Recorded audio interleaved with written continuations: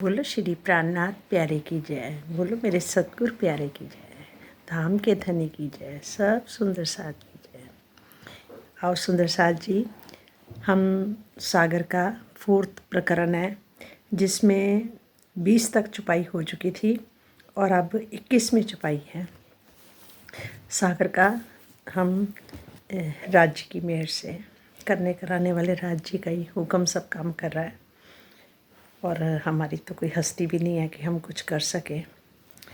तो कहते कि 21वीं चौपाई में क्या आता है, जा पशु जा विरिख कोई अपार तीनों की बात, तो रूहों के सुख क्यों कहूँ, ये तो है हक की जात।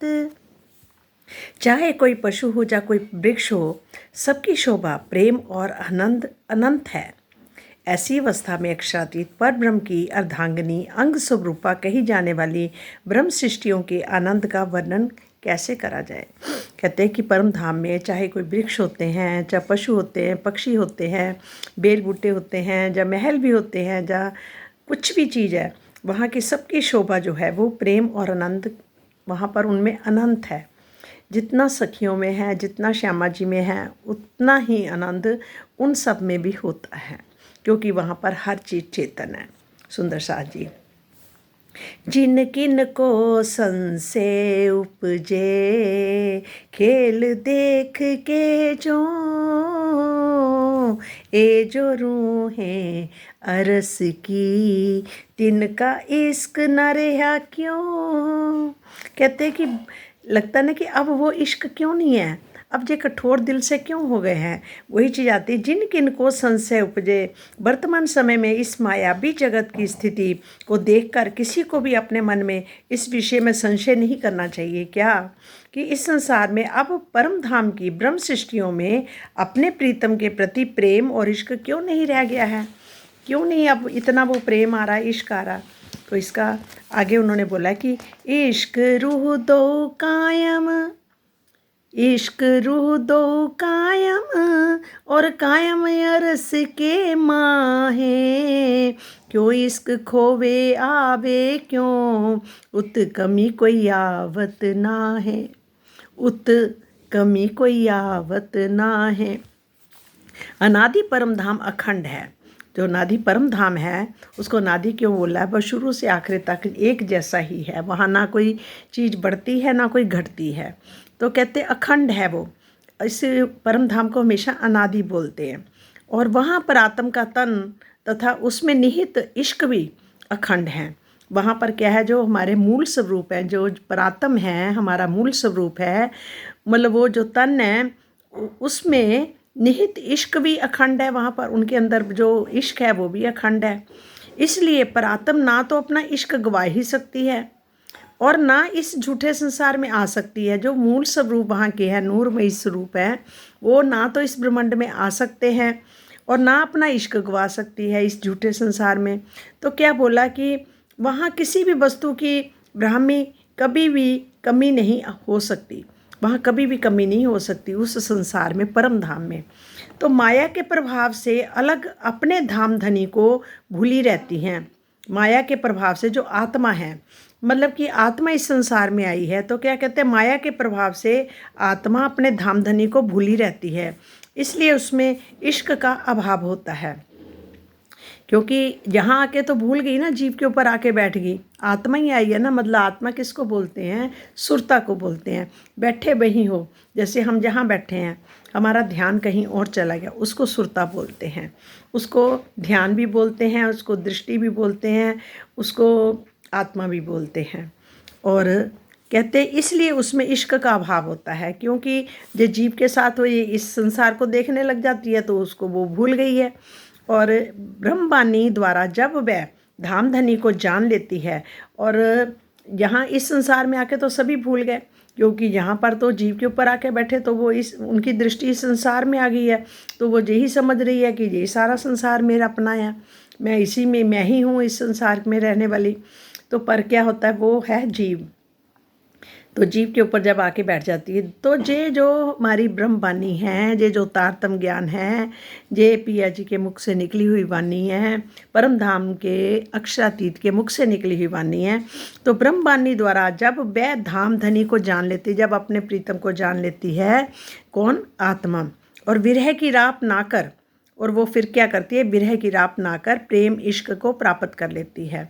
फिर वो विरह की राह अपनाती है, उसको लगता है कि मेरा तो घर वही है, मेरा तो स्वरूप भी वही है, तो मैं तो इस संसार को देखने उतरी हूँ। जब ब्रह्म ज्ञान से उसको पता लगता है तो फिर क्या होता है उसमें, कहते कि अपना फिर वो विरह की राह अपनाकर तो अपना प्रेम और इश्क फिर वो प्राप्त कर लेती है। तो इसके विपरीत उसके मूल तन जो है वो प्रातम से कभी भी इश्क अलग नहीं हो सकता। मतलब प्रातम के तन में इश्क कभी भी अलग नहीं हो सकता। वहाँ पर प्रातम के तन में तो इश्क है ही है, और क्योंकि वह स्वलीला द्वैत परम धाम में विराजमान है। वो कहाँ पर विराजमान है?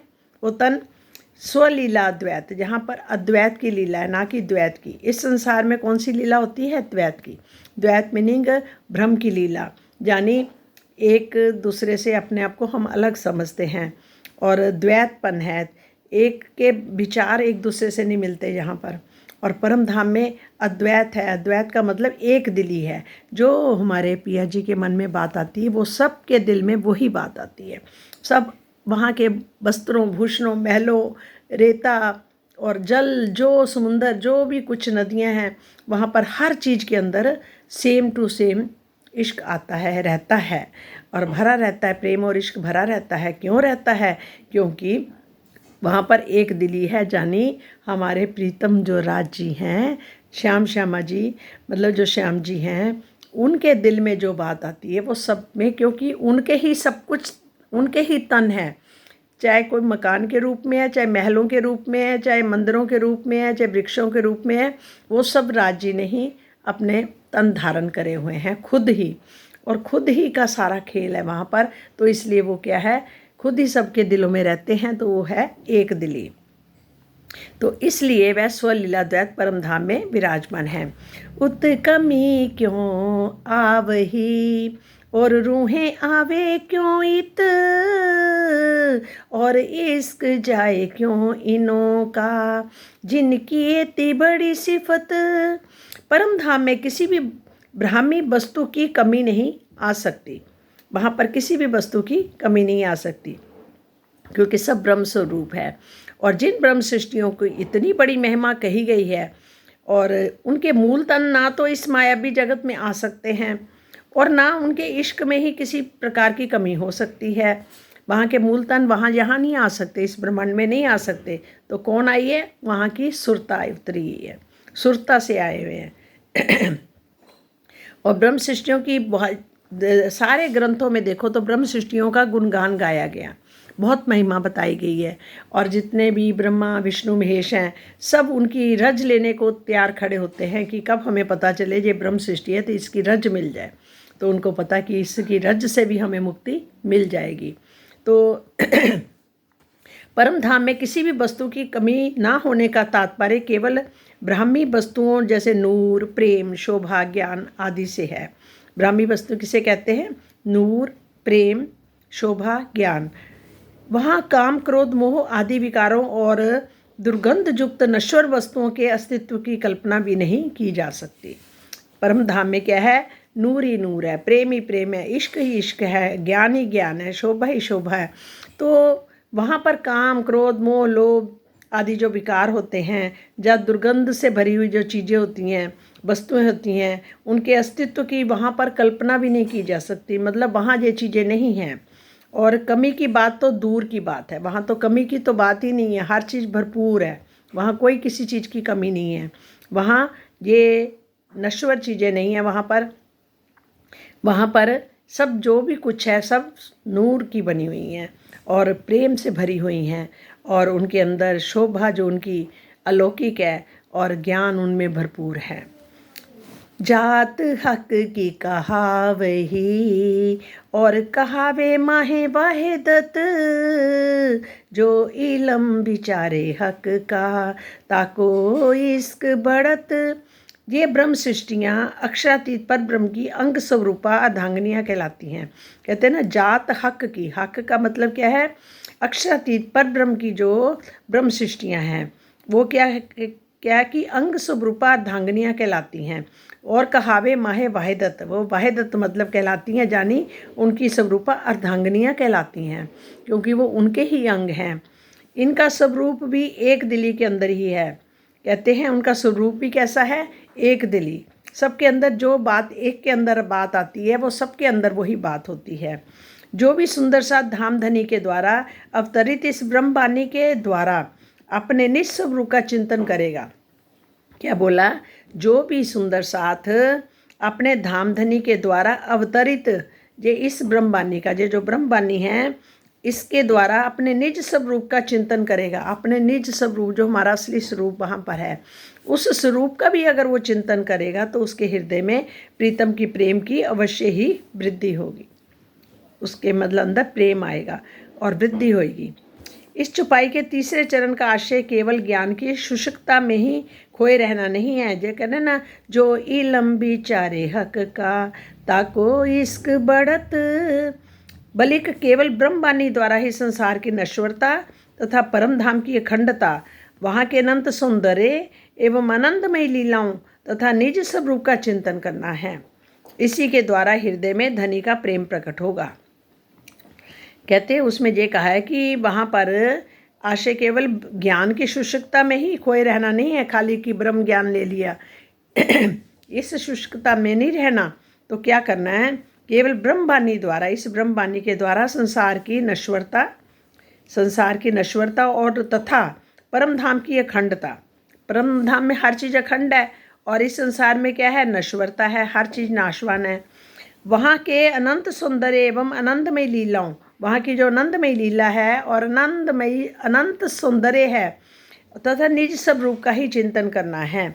इसी के द्वारा हृदय में धनी का प्रेम प्रकट होता है। फिर धीरे धीरे क्या होता है, हमारे प्रीतम अक्षरातीत पारब्रह्म परमेश्वर का जो मतलब प्रेम है वो उनके हृदय में प्रकट हो जाता है। ए कहती हो मैं तिनको कोई संशय ल्यावे जिन, ए अनहोनी हके करी वास्ते हासी ऊपर रूहन।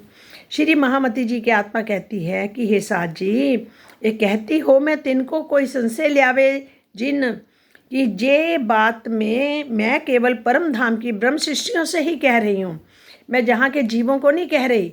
उन्होंने क्या कहा कि मैं वहाँ की परम धाम की जो ब्रह्म सृष्टियाँ हैं, जानी आत्माएं हैं, मैं उनको कह रही हूँ। मेरी इस बात में कोई भी संशय न करे। और अपनी अंगनाओं पर हंसी करने के लिए ही धामधनी ने अनहोनी घटना के रूप में माया का जो खेल दिखाया है। केवल एक जो हर टाइम हम वहाँ गुणगान गाती थी कि हम आशिक हैं, हम आपको रिझाते हैं, हर पल हमें लगता था कि हम ही रिझाती हैं, इसलिए हम आशिक हैं। और कहते जो रिझाती हैं उसको आशिक बोलते हैं, जो रिझता है उसको बोलते हैं माशुक। तो माशुक हम प्रीतम को बोलते थे। तो यहाँ आके क्या पता लग रहा है, कह रहे साथ जी, मैं परम धाम की ब्रह्म सृष्टियों से कह रही हूँ कि मेरी इस बात में कोई भी संशय न करे, अपनी अंगनों पर हंसी करने के लिए ही। क्योंकि जो हम वहाँ कहती थी वो बात अब यहाँ आके हम भूल गई उनको। अब यहाँ आकर हम भूल गई, उनको याद है पर हम भूल गई हैं। तो क्या हुआ, अब वहाँ जाके हम वहाँ तो बड़े प्रण करे थे, अरे हम आपको कैसे भूल सकते हैं। कह रहे तो तुम भूल जाओगी वहाँ जाके। तो हमने क्या कहा था कि हम आपको नहीं भूलेंगी, हम आपको कैसे भूल सकते, आप हमारे प्रीतम हो, हम आपको तो भूल ही नहीं सकते। और वहीं बैठे बैठे आप क्या दिखा रहे हो, बैठे तो हम वहीं हैं, तो फिर कैसे भूल जाएंगी। तो उन्होंने यहाँ आके हम सब भूल गई। तो अब क्या है, कह रही अपनी अंगनों पर हंसी करने, ये हंसी का खेल करने के लिए ही ये खेल रचाया गया है। एक तो अपनी साहिबी दिखानी है उन्होंने, दिखाने के लिए कि देखो कितने ब्रह्मांडों के ब्रह्मांड, मैं उन सब का मालिक हूँ और तुम भी उस ब्रह्मांड की मालकिन हो। और तुम यहाँ आकर क्या बन गई हो, कोई क्या क्या तुम देवी देवताओं से क्या क्या मांगते फिरते हो, और जबकि मैं ही सब कुछ तुम्हें देने वाला हूँ, तुम्हारी सारी ज़रूरतें भी मैं ही पूरी करता हूँ, हर काम भी तुम्हारे मैं ही करता हूँ, और हर पल मैं तुम्हारे साथ रहता हूँ, तुम्हें एक पल भी मैं अलग नहीं छोड़ता। और भले ही और मैं ब्रह्मांडों के ब्रह्मांड भी पल में रच देता हूँ, मैं सब कुछ कर सकता हूँ, पर मैं तुम्हारे साथ ही हमेशा रहूँगा और आखिर तक रहूँगा। कहता है जवानी से, बचपन से लेके बुढ़ापे तक मैं तुम्हारे साथ ही रहूँगा। पर फिर भी ब्रह्मवाणी के द्वारा भी जानकर भी हम लोग फिर भूल जाती हैं कि वो हमारे साथ है। तो इस बात की वहाँ पर हंसी होगी हम सबकी कि देखो अब तुम भूल गई हो ना, तुम तो कहती थी हम तो भूलेंगे नहीं, अब यहाँ आकर सब भूल गई। इसलिए हम सबकी यहाँ आकर सुंदर साथ एक दूसरे से विचार भी नहीं मिल रहे और एक दूसरे से लांछन लगा रहे हैं, लड़ाइयाँ कर रहे हैं, कोई कुछ कर रहा है, कोई कुछ कर रहा है। तो मतलब कि वहाँ जाके तो हंसी होगी ना कि वहाँ तो हम इकट्ठे रहने वाली, यहाँ आके कैसे लड़ रहे हैं लोग, कैसे एक दूसरे को नीचा दिखा रहे हैं, कैसे मतलब कि यहाँ पर हम बार बार उनको भूल जाते हैं, वो इस माया को खेल में ही आनंद लेने लग जाते हैं, कैसे, क्यों? और वो हमारी हंसी का कारण है। ना तो एक अबहू नहीं जो हक रूहें देखे सुपन, एक जरा अरस का उड़ावे 14 भवन। अन्यथा ये तो कभी भी संभव ही नहीं हो सकता कि अक्षरातीत की अर्धांगनियाँ आत्माएं अपने नूरी नज़रों से जो जहाँ शरीर से खेल में आकर इस झूठे खेल को देखे। कहते ये तो कभी हो ही नहीं सकता था कि अक्षरातीत भगवान पारब्रह्म परमेश्वर की जो अर्धांगनियाँ हैं, जो आत्माएं हैं, वो अपने नूरी नज़रों से, जो नूरी नज़रों से देखती थी, नूरी नज़रों से जब शरीर से खेल में आकर, इस खेल में आकर इस झूठे खेल को देखे, कि कभी हो भी नहीं सकता था। और परम धाम के एक कण के तेज के सामने 14 लोकों का ये ब्रह्मांड समाप्त हो जाएगा। कहते परम धाम के एक कण के तेज के सामने, वहाँ का एक कण भी यहाँ नहीं आ सकता। अगर एक कण का तेज भी इस धरती पर आ जाए तो 14 लोकों का ये ब्रह्मांड समाप्त हो जाएगा। कहते हैं कि ये वाला ब्रह्मांड जो है परम धाम के सामने एक कण के बराबर है, जिसके 2 टुकड़े भी नहीं हो सकते, इतना छोटा ब्रह्मांड है। जबकि यहाँ पर ये क्या है, 14 लोक का ब्रह्मांड है। और वहाँ के हिसाब से, परम धाम के हिसाब से जहाँ का ब्रह्मांड कैसा है, एक कण के बराबर, जिसके 2 हिस्से नहीं हो सकते। तो कह रहे हैं कि परम धाम के एक कण के तेज के सामने 14 लोकों का ये ब्रह्मांड समाप्त हो जाएगा। मतलब कि अगर एक कण भी इस धरती पर वहाँ का आ गया तो ये ब्रह्मांड एकदम समाप्त हो जाएगा। ए हक्के हिकमत करी खेल दिखाया झूठ रूहन, पट दे झूठ दिखाया नैनो देखे बका बतन। ए हक्के हिकमत करी, धाम धनी ने ऐसी विचित्र लीला की हमारे परम धाम में। पारब्रह्म परमेश्वर अक्षरातीत ने ऐसी विचित्र लीला करके, जिसमें ब्रह्म सृष्टियाँ उनके दिल रूपी पर्दे पर इस झूठे खेल को देख रही हैं। कहते कि जो ब्रह्म सृष्टियाँ हैं वह परम धाम में एक चबूतरे पर बैठी हैं अपने पिया जी श्याम श्यामा जी के सामने। और वहाँ से बैठे बैठे हम सब क्या कर रहे हैं, हमारे तन है वहाँ पर, तो हम अपनी दृष्टि से राज श्यामा जी को देख रहे हैं, सामने देख रहे हैं। और उसमें क्या हो रहा है कि उनके दिल रूपी पर्दे पर वो वहाँ बैठे हम खेल देख रहे हैं। कहाँ देख रहे हैं, उनके दिल रूपी पर्दे पर देख रहे हैं। पर देख वहाँ बैठे पर्दे पर रहे हैं, पर हुआ क्या है कि हमारी जो मतलब कि हमारी सुरतें जो है वो इस धरती पर आकर, जीवों के ऊपर आकर बैठी है और खुद भी वो विराजमान है हमारे साथ। उन्होंने हम अकेले नहीं छोड़ा।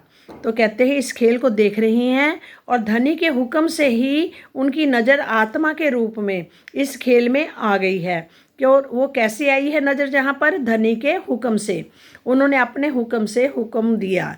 क्या करा, वो अपने हुक्म से जो हुक्म दिया है उस हुक्म से उनकी नज़र जो है, वहाँ के जो नज़र जो हम राज्य के सामने उनको देख रही थी, और उनकी पर्दे, उनके दिल रूपी पर्दे पर मतलब नज़र आत्मा के रूप में इस खेल में आ गई है। वो अब जो नज़र उनको पर्दे पर देख रही थी, वो नज़र इस धरती पर आ गई, इस झूठे संसार को अब वो देख रही है।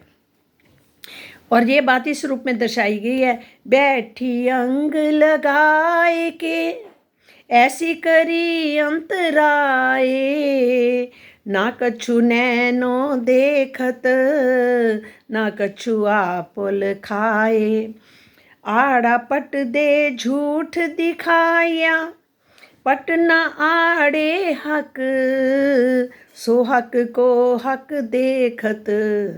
क्या बोला? सो हक को हक देखत, हुई फरामोशी रंचक।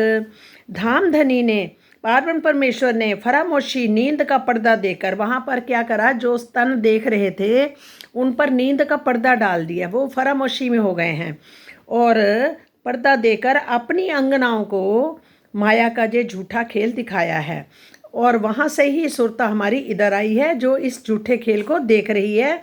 और वो भी जो परातम भी है वो भी माया का खेल ही देख रही है। किंतु धामधनी की दृष्टि से कोई भी पर्दा नहीं है, क्योंकि धामधनी की दृष्टि से तो जो मतलब वो देख रहे हैं उनकी तरफ से तो कोई पर्दा है नहीं है। सखियाँ भी धामधनी की स्वरूपा ही हैं, वो भी धामधनी का ही स्वरूप हैं। वे उनको अपनी नज़रों से देख तो रही हैं, अपनी नज़रों से वो यहाँ का माया का खेल देख तो रही हैं, किंतु धनी ने अपने हुक्म के द्वारा उनकी दृष्टि में नाम मात्र की फरामोशी डाल दी है। वहाँ जो खेल देख रही हैं, राज्य को देख रही हैं, वहाँ पर फरामोशी डाल दी है। अब वो नज़र को यहाँ लाकर क्या करा कि यहाँ वाला माया वाला खेल देख रही हैं, वो भी वहीं बैठे बैठे माया का खेल देख रही हैं। पर्दा दो है, कहते पर्दा क्या है? दो। एक तो धामधनी का दिल रूपी पर्दा। पहला पर्दा कौन सा है? एक तो धामधनी के दिल रूपी पर्दा, जिस पर परात्म की नूरी नज़र फरामोशी के खेल को देख रही है। और वो क्योंकि नज़र परात्म की जो नूरी नज़र है वो तो पर्दे को देख रही है, मतलब राज्य को देख रही है, पर वो एक पर्दा ऐसा बन गया, धामधनी का दिल रूपी पर्दा बन गया कि उसके द्वारा वो उनकी नज़र जो है वो इस धरती पर आ गई है और यहाँ वाला खेल देख रही है वहीं बैठे बैठे। दूसरा पर्दा है फरामोशी, नींद का पर्दा, जिसके कारण आत्माएं मूल मिलावे में विराजमान अपने मूल तन को या धामधनी को नहीं देख रही है।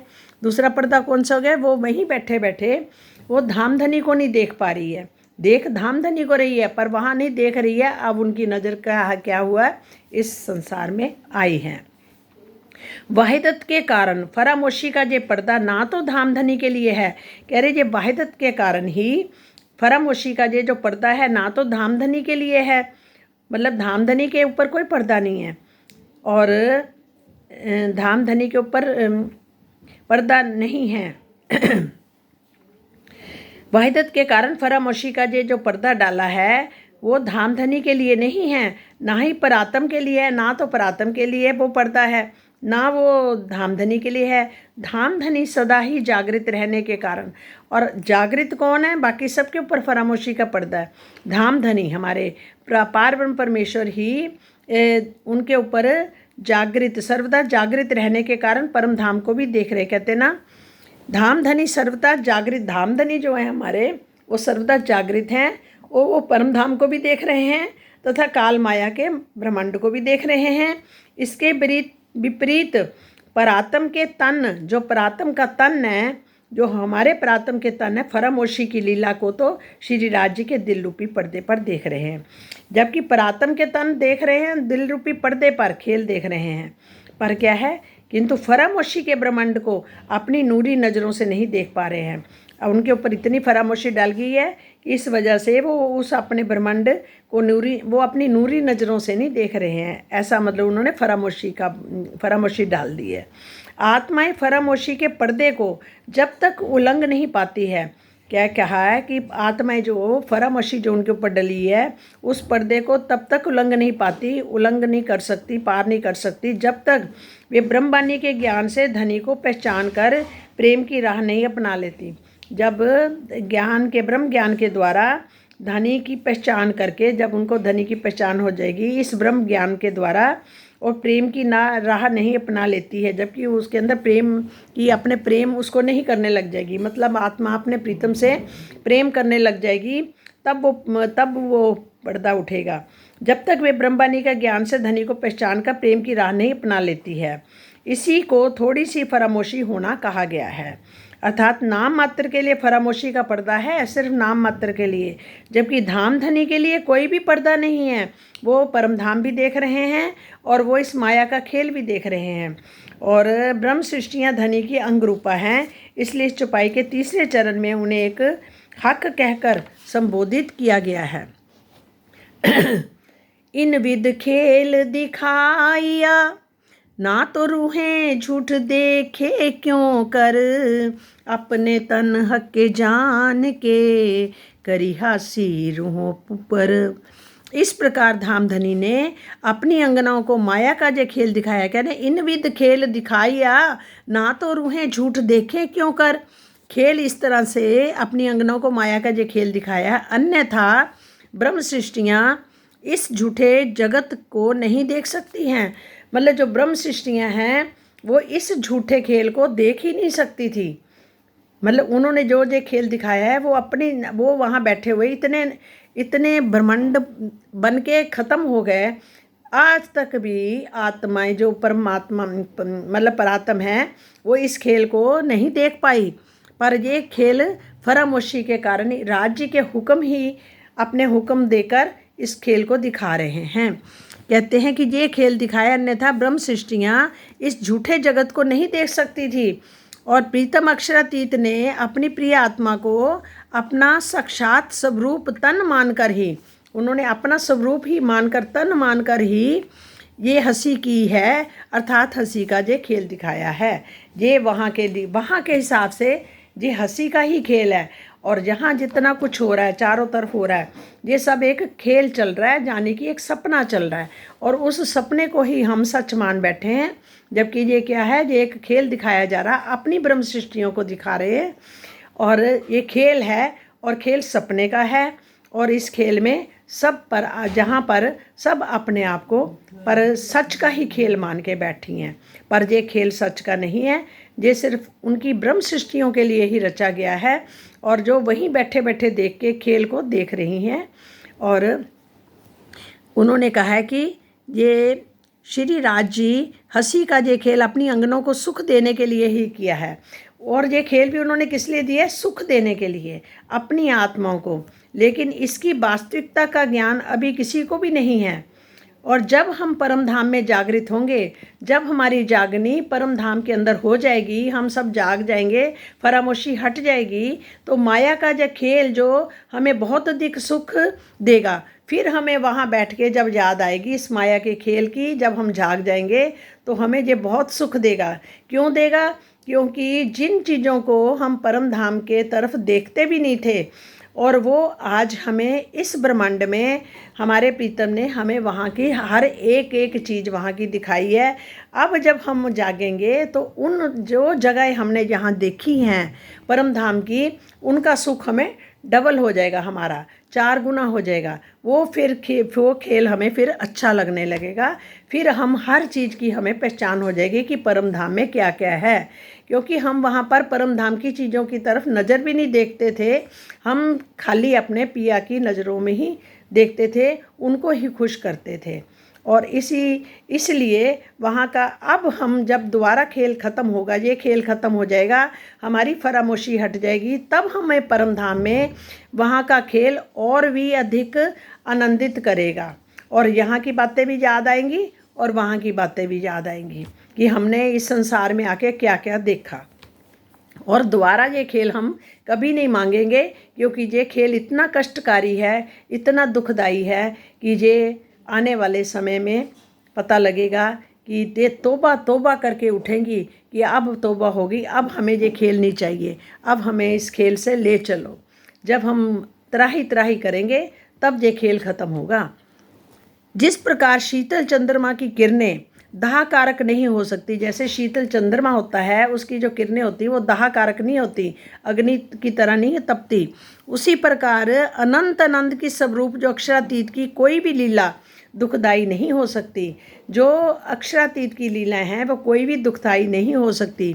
धामधनी ने हमें दुख का खेल अवश्य दिखाया है, किंतु ब्रह्मवाणी द्वारा जो मार्फत की पहचान दी है वह परम धाम में भी नहीं थी। जो हमें यहाँ पर आकर अपने मार्फत की पहचान कराई है, मतलब मार्फत की पहचान क्या मतलब है कि जो कुछ है वो खुद ही सब कुछ है, सब तन उनके ही हैं, वहाँ पर जो हर चीज़ है वो चेतन है। तो तब कह रहे कि हमें पहचान दी है, वह परम धाम में नहीं थी, पहले हमें नहीं थी वो पहचान। अब परम धाम में या इस खेल को में जागृत होने पर ही उस सुख का एहसास हो सकता है। फिर वहाँ जाके जब हम जागेंगे तो हमें वहाँ उस सुख का तब हमें एहसास होगा। और इस संबंध में श्रृंगार में ये कथन कहा गया है, सुख एक इश्क के जिनको ना ही सुमार, सो देखन की ठोर इत हैं जो रूसो करे विचार। जो रूसो हादी नूर है हक का और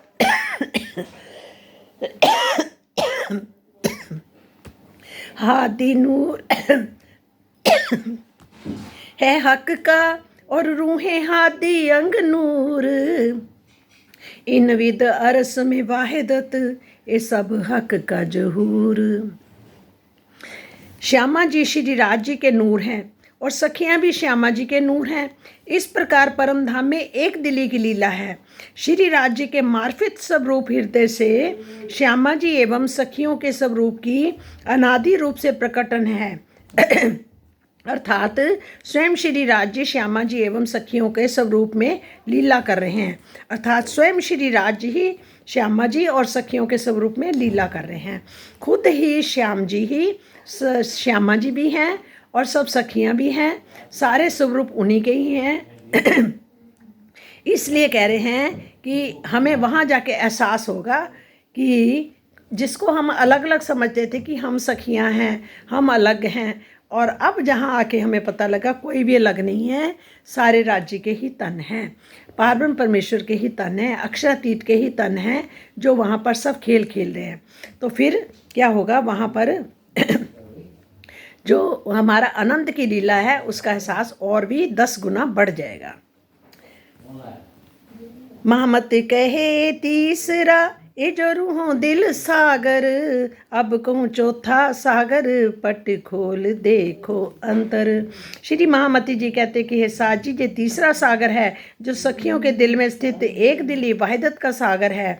अब मैं चौथे सागर जुगल स्वरूप की शोभा और श्रृंगार का वर्णन करने जा रहा हूँ। अब अपनी आत्मिक दृष्टि से इस सागर के हद बेहद पूरे परे परम धाम के मूल मिलावे में देखिए। अब चौथा सागर शुरू होएगा, उसका हम आनंद लेंगे।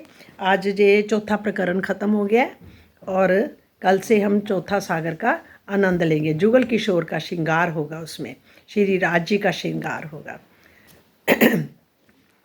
और यहाँ पर तो सारी एक दिली की बात चल रही थी कि सब कुछ राज्य ही है, और अब आगे जाके उनका जुगल किशोर जी का मतलब जुगल किशोर मतलब श्री राज जी का श्रृंगार का वर्णन आएगा।